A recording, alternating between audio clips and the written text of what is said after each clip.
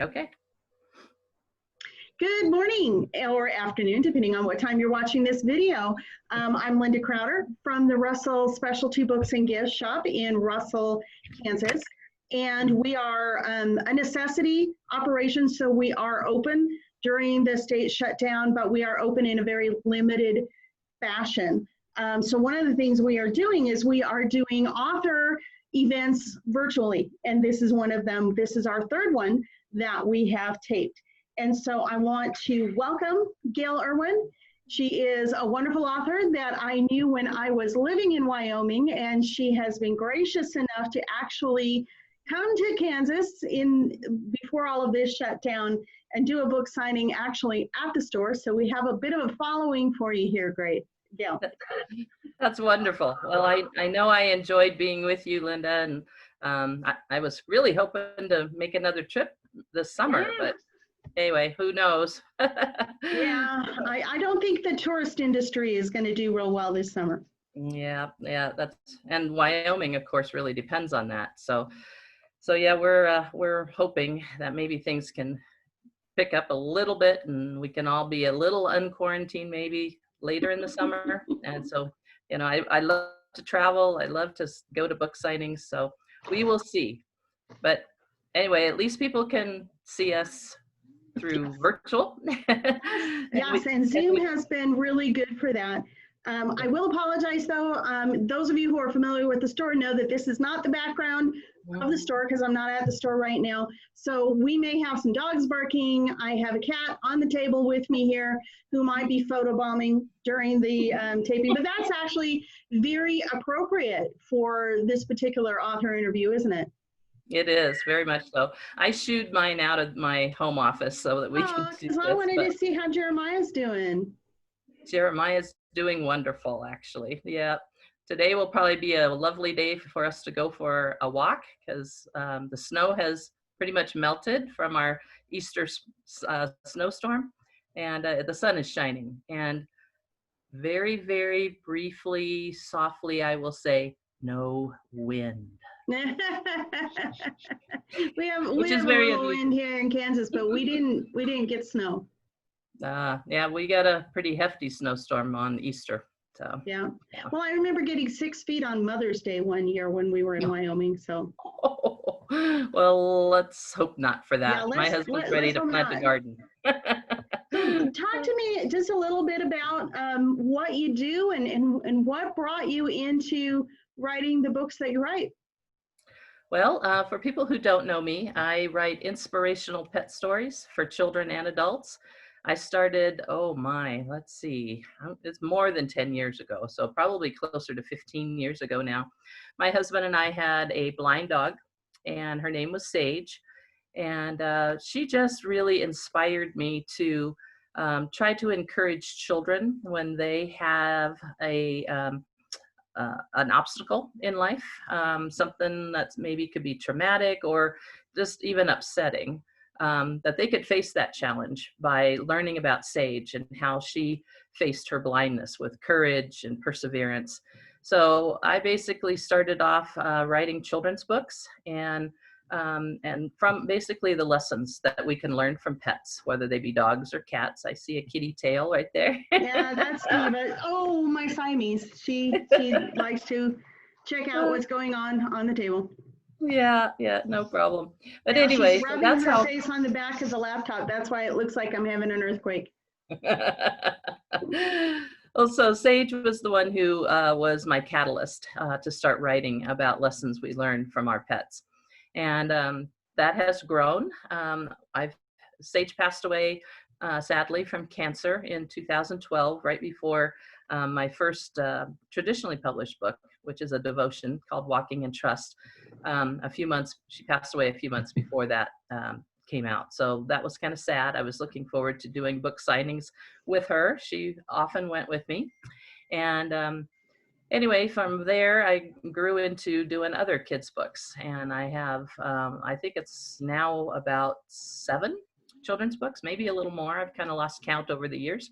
But one of those you were asking about, Jeremiah, he is a little Shih Tzu that we adopted through an organization called Hearts United for Animals in Nebraska. So we traveled a very long way to adopt him, but he Wow. is a former puppy mill dog. And he, of course, basically the first 3 years of his life was spent in a tiny cage, along with probably 50 other dogs. And they were all rescued by this organization. And finding small dogs in my part of the world here in Wyoming is very difficult.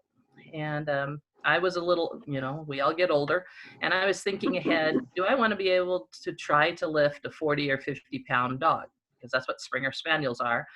And I thought, nah, I don't think so. I want a little lap dog. Mm-hmm. So we traveled, like I said, all the way to eastern Nebraska to adopt him. And he's just been a wonderful, wonderful companion. And he was with me at the store, as you remember, and he Yeah, was let a me hit. share screen for a second and show people the book that we're talking about. This is your website. So we'll get to these two books, but there's Jeremiah. There's Jeremiah. And you can see Cute that little bugger, isn't he? yeah, and you can see that little cage back there, the wires and stuff. So that was probably right after he was rescued. They clipped his face up a little bit to have a good picture of him. But anyway, he was in the rescue for close to a year before we were able to adopt him. He lost 28 teeth due to malnutrition.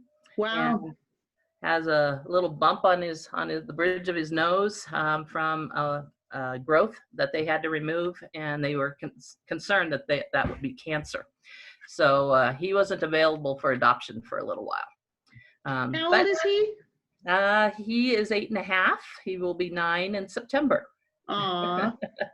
So, yep, and he's just a wonderful dog. So his story, again, for children, is about the joy of pet rescue and adoption.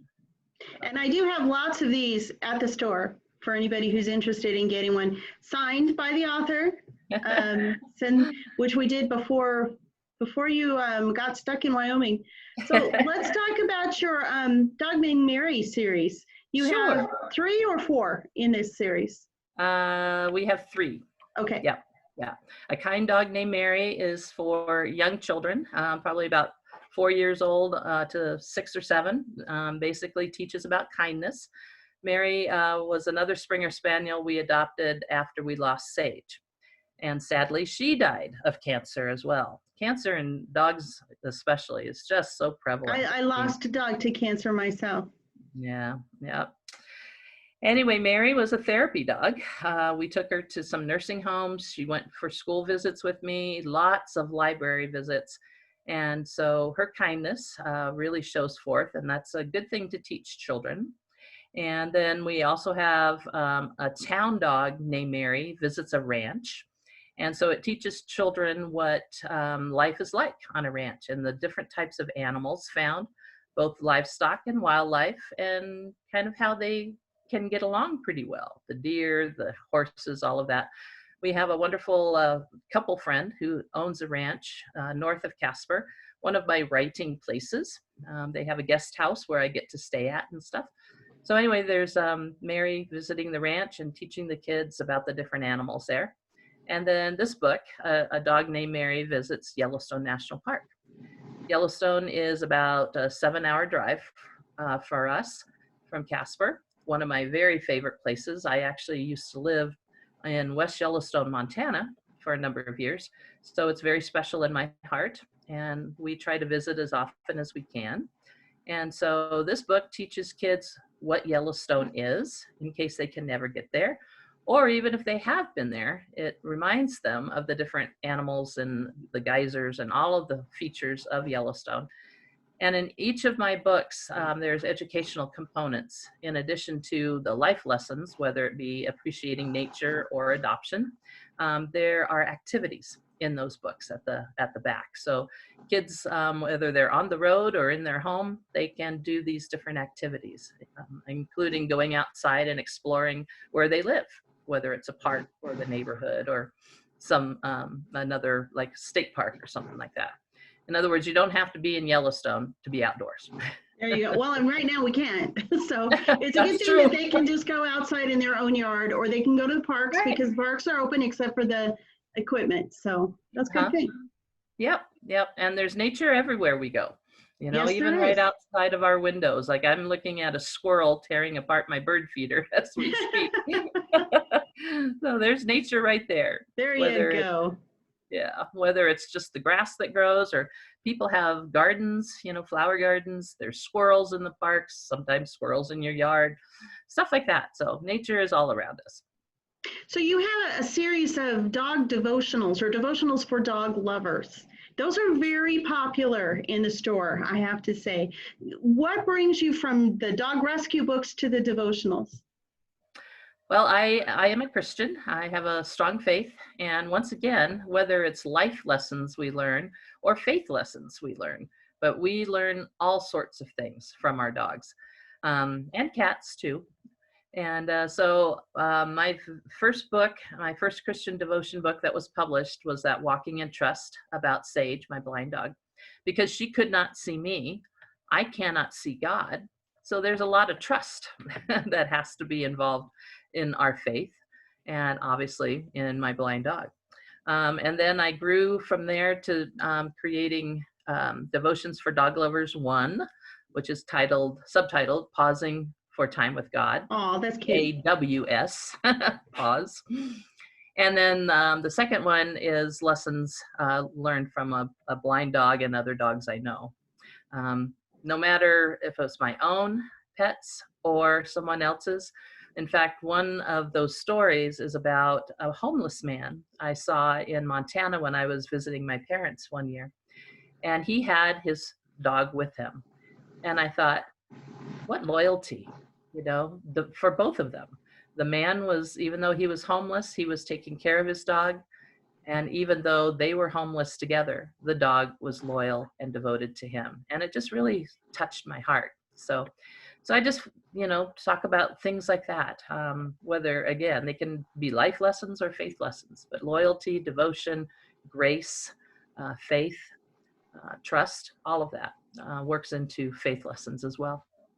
When I ran a food bank in California, we used to specifically ask people to donate pet food because we had a lot of our homeless guys, they would have a dog, mostly a dog. Cats don't stay with people quite as much as dogs do. But I always thought it was because so many people, when they see someone who's homeless, their eyes glaze over and they look away. And it's almost like they don't even acknowledge it that they're there. But the dog provides that connection, that acceptance, and just the companionship that we're all finding is so important right now. That companionship when you're homeless is a little more difficult because so many people look away from you. So I always thought that was one of the sweet things about what we did at the food bank is looking, and probably here in Russell, they would also appreciate donations of pet food because whether you're homeless or whether you have a home but you just have a pet food is not inexpensive and you want to continue to feed your animals. Very true. Yeah. There's a lot of places, food banks and such that I think have recognized that. Mm-hmm. And so, yeah, they have like pet food pantries now across the country as well. So I know Nice. one of the rescues I support in Cheyenne, Wyoming, has a pet food pantry. And so even sometimes rescue organizations do that as well. Nice. So that all kind of seems to make sense. And then one of your other endeavors I know has been Chicken Soup for the Soul. You've been featured in many of those. You want to talk a little bit about that? Sure, yeah.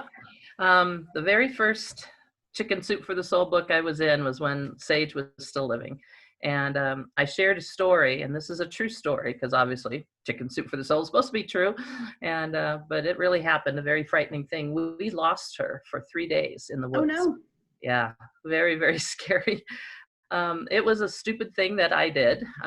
We had just bought a piece of land up on Casper Mountain, which is about 20-minute drive from us. And we were so excited. We were going to put a cabin and all of that. But the very first night we bought it, we celebrated by taking our tent and going up and camping. Well, Sage needed to go outside and do her business. And I just didn't even think about it. I unzipped the tent and just let her go, just like I Oh would open the back no. door. Yeah. And I just went ahead and went back to sleep. Well, I don't know how long later, say about a half an hour or so, my husband got up and woke me up and he said, Gayle, where's Sage? And I said, oh, I let her out to go potty a bit ago. She's outside. And went out and he stuck his head back in and he said, she is not here. And so it took us 3 days to find her. Oh my And goodness. it was very scary, because, she's blind. And we couldn't even figure out how could a blind dog get away, I mean, but she must have got on like the scent of a deer or squirrels or something like that. But the way we found her was one evening it rained, not a lot, but just enough. And we had used a phone number of a friend of ours in town because we were staying up there to try to find her. And our friend came driving up late, I think it was like 10 o'clock at night. And she said, somebody has called me and said that they have been seeing Sage today. And so, of course, it was too dark for us to go look for her. So we went very early the next morning. And that was, like I said, the night that it had rained a little bit. And we found paw prints in this area. And we did eventually find her. She had been in this area where there was a group of cabins where people had been able to see her. But we had to sneak up on her because she wouldn't come. She was so scared. Oh, poor thing. Yeah. And I will tell you, two people, when we got a hold of her, two people have never cried and thanked God so much as at that moment for us. But yeah, so that story appeared in Chicken Soup for the Soul in 2008-ish, I think. Yeah, something like that. And then another story about Sage was published in, and that was in a dog book, one of the dog books they had. Then I have a story about her called Blind Faith in a Chicken Soup for the Soul about faith. And then there's a story about a dog that I helped transport, because that's one of the things I do as a volunteer for rescues, is I transport dogs either to the rescue or to their adopted families. And there was a wonderful little dog. Well, actually, she wasn't little. A big dog named Jasmine. She was one of those Great Pyrenees, those beautiful. That's not a little dog. No, she took up the whole back seat. Yeah. I've transported Boston Terriers, which are small dogs. I've transported Springer Spaniels. But anyway, so this story about Jasmine, she had been abandoned when she was pregnant. And she had a litter of 12 puppies. Oh my. And some hiker found her and the puppies, took her into rescue, and everybody got adopted. But Jasmine's story is kind of unique because she went all the way to Calgary, Canada. Oh, wow. Yeah. And she was being fostered down, I think, in the Denver area somewhere. And so I was one leg of that journey. And she just trusted, She, of course, had no idea what was going on. She was out of the home that had been taking care of her and her puppies for all this time. And then being transported by all these different people, like every 2 hours. And I thought, how much trust she must have, to do that. So anyway, yeah, so I think I'm in like 7 Chicken Soup for the Soul books altogether. Wow. Yeah. Well, and that all seems to me to make sense, that progression that you've been talking about. But then we toss in your latest endeavor, which let me go back to sharing screen so that I can show people the cover of your first novel. Right there. Yeah. Rescue Road. So tell me how we go from writing all of these non-fictional works to writing a romance. Well, I think because I was proud enough and maybe arrogant enough to think, writing a romance will be easy. Everybody's doing it.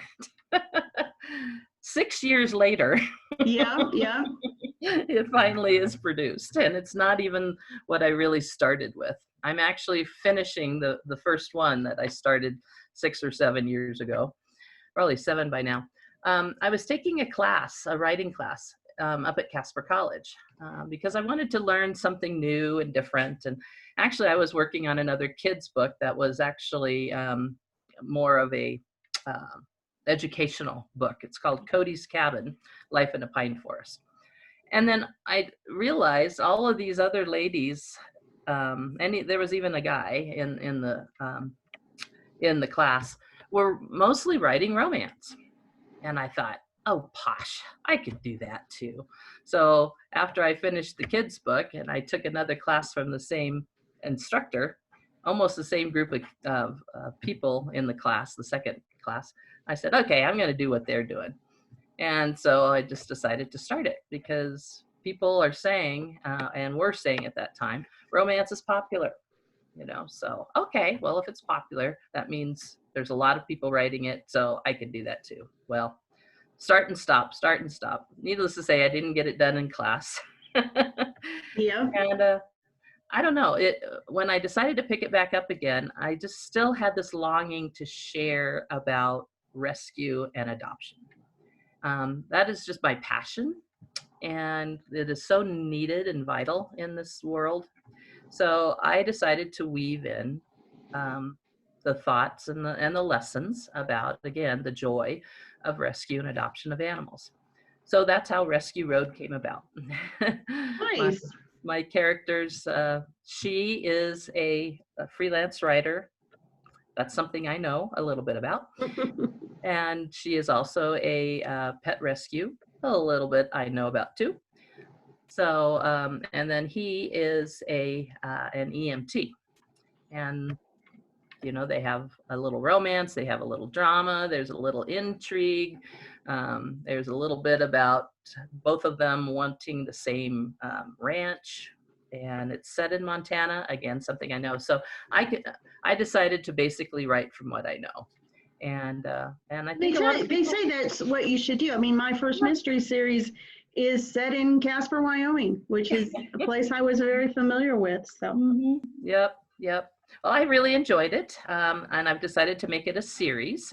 I have a novella that's coming out in June. I'm shooting for June, and it has a little bit of cat rescue and adoption in it. I have a dear friend here in Casper who asked me a couple years ago, so when are you going to write about cats? Yeah, you're heavily dog focused. Yeah, I am heavily dogs. I guess it's just because it's what I know more. I mean, I've had cats over the years, but I don't know. It's just easy to write about dogs for some reason. But I actually met a couple of these two cats are based on cats that I know that were in a rescue. So again, I wove in something that I know. But I thought, this particular, it's an animal sanctuary is the setting. And there's all kinds of animals. We've got livestock in there. We've got horses, got some sheep even, and then also dogs and cats. And it's based on a place I know here in Wyoming called Kindness Ranch. It's a wonderful, wonderful place. Mm-hmm. And so I decided, again, base it on something I know that really does exist and let people know about this place. And what they are is former research animals that have been exposed to whether it's food trials or cancer drugs or whatever. But there are a lot of labs that test on animals. And so Kindness Ranch here in Wyoming takes those animals in afterwards and works with them. A lot of them have basically been mishandled. They only know pain, stuff like that. But some of them have been treated well. And so they work with them and then they attempt to adopt them out. Some of them never can be adopted. Like there's a group of horses there that are cancer horses. So they will live their life out at the sanctuary. So I just wanted to educate people about a place like that. I don't know if there's another one in the country. When I first visited Kindness Ranch, they were the only ones in the country. So that's pretty cool that Wyoming has that. A lot of land, obviously, for the animals to roam, especially the horses and the cows and the sheep. And just a wonderful group of people that do amazing, amazing job and amazing mission. So nice. Anyway, yeah. So that's going to be the next one, and it's going to be called Finding Love at Compassion Ranch. I've changed the name. What is our ETA for that? June 1st. Mm-hmm. Yay! Yeah. So, yeah. Awesome. So if people want to reach out to you, because I know, like I said, we have sold quite a few of your books here in Russell, and so you're developing a little bit of a following here. If people want to reach out to you, how can they find you? I have a fairly new website now. It is I've been showing it, yes. It's very beautiful. Yeah. Thank you. Thank you. Gayle M, as in Mary, Irwin, and that's an IRWIN, author.com. You can find me on Facebook, and it's Gayle M. Irwin on Facebook. My little business is called Wagon Tales Inspirational Pet Stories. So you could look for that on Facebook. I'm on Twitter at WYO Author and the number 1. And I also started Pinterest not long ago. So I'm learning that. Wow. Yeah. there's a lot of things to learn when you're an author and trying to reach out to readers. Oh my gosh, yes. So, oh my gosh, yes. Yep. And you don't have a PR team somewhere.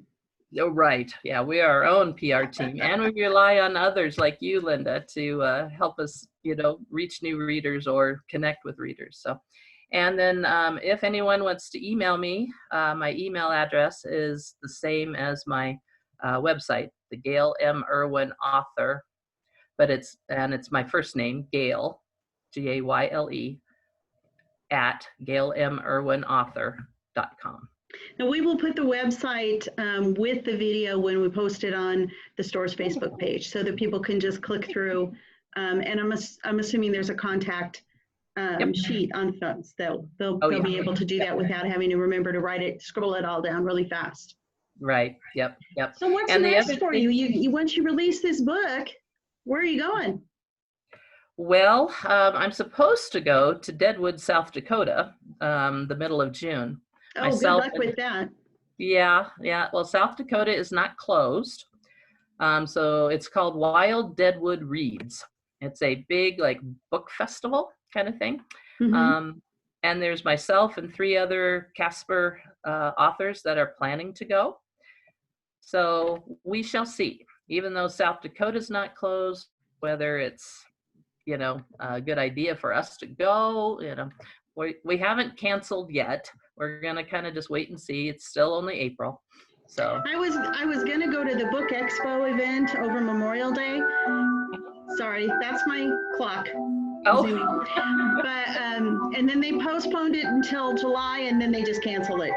So yeah. My first New York City trip as a bookstore owner. I was so excited. Wow. But they'll be next year. Yeah.